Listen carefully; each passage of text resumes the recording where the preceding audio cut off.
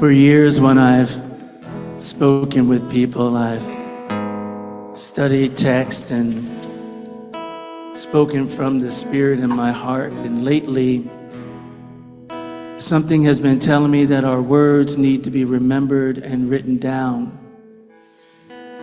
So I'm going to share with you words that I hope that you will hold on to, words that I will give to you all when I leave here today. Because we gather tonight not because the world is calm, but because it is burning. We gather while fires rage across lands and lives, some visible, some hidden, some so normalized that they don't even make the news anymore. We gather while waters rise in some places and disappear in others, while bodies are detained, even in my own hometown of Morristown, New Jersey. Bodies are deported and disappeared, while war devours children, far from the cameras, and hunger stalks both distant nations and neighborhoods we pass every single day. And we gather because Shabbat insists that even in a world that is unraveling, we stop,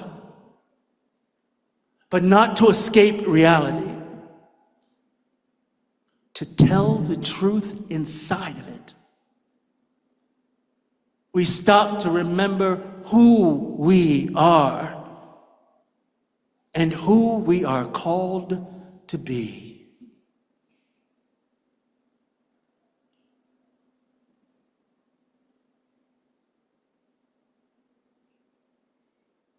The prophet Amos does not speak from safety. He does not address a people who are confused. He speaks to a people who are comfortable, religious, prosperous, certain that their worship has insulated them from accountability. And into that confidence, Amos cries out, not gently, not politely, "Let justice roll down like waters, and righteousness like an ever-flowing stream." Not a symbolic gesture, not charity that soothes the conscience while leaving structures untouched, but a stream. Because a stream does something dangerous. A stream does something dangerous because it moves. It refuses containment.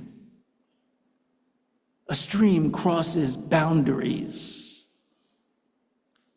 A stream, well, it refuses permanence. It erodes what insists on permanence.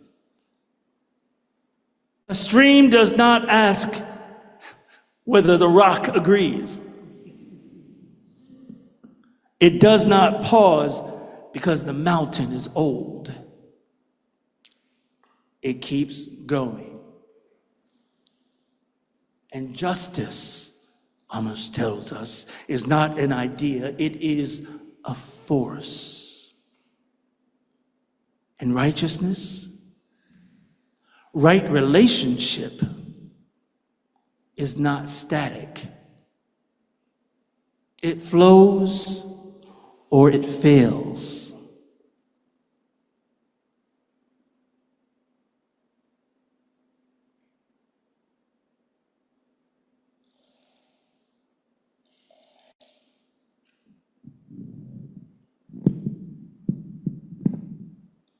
And then there's Moses.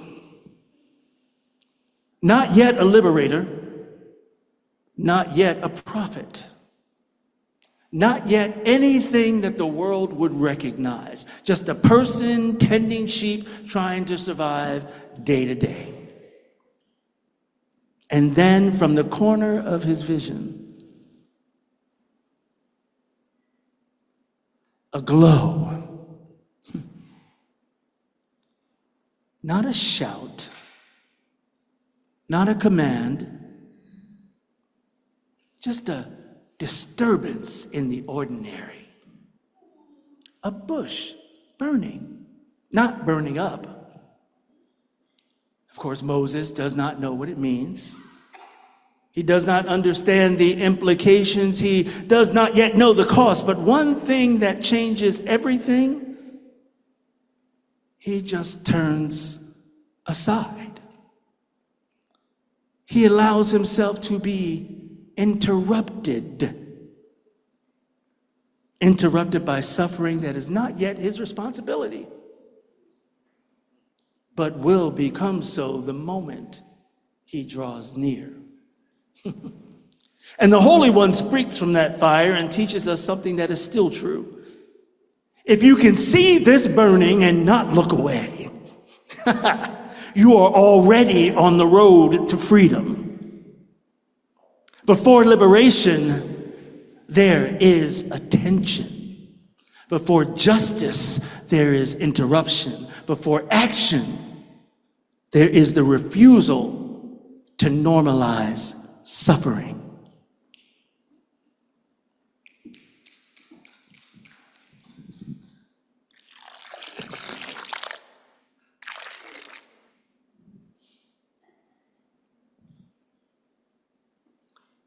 And this is where the text refuses to stay ancient. Because we are living in a moment when temptation is not ignorance, but exhaustion. We know too much. We see too much. And so the danger is not hatred alone. It is numbness. I'm here to tell you that civil rights are always under negotiation. Always. Every generation is tested on whether it will guard them or trade them for convenience. The moment we believe that our civility is secure, we become complacent. And complacency is how injustice survives polite societies. Civility is redefined again and again by those who benefit from stability more than from justice. It is redefined when violence is called enforcement, when deportation is called policy, when starvation is called complexity, and when war is called necessary,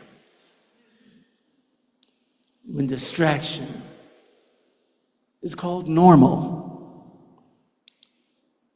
It is redefined when some lives are labeled tragic and others are labeled collateral.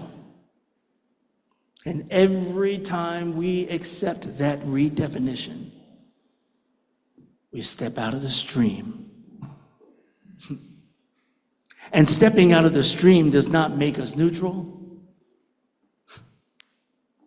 it just makes us dry.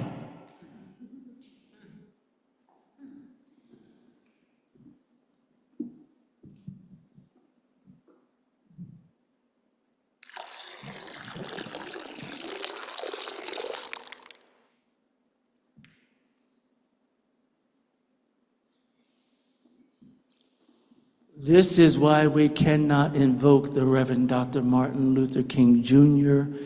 as a memory alone. King did not give us nostalgia. He gave us an assignment. The beloved community was never a sentimental dream. It was a moral demand. A community where no one is disposable, where economics serve dignity, where power is accountable, where peace is not the absence of tension, but the presence of justice. King warned us clearly that the greatest threat to justice was not only overt hatred, but the quiet acceptance of injustice by those who prefer order to transformation. He warned us that silence is not neutral, that delay is not harmless, that gradualism becomes violence when people are dying now. And still, King believed humanity could change. Not magically, not inevitably, but through disciplined love.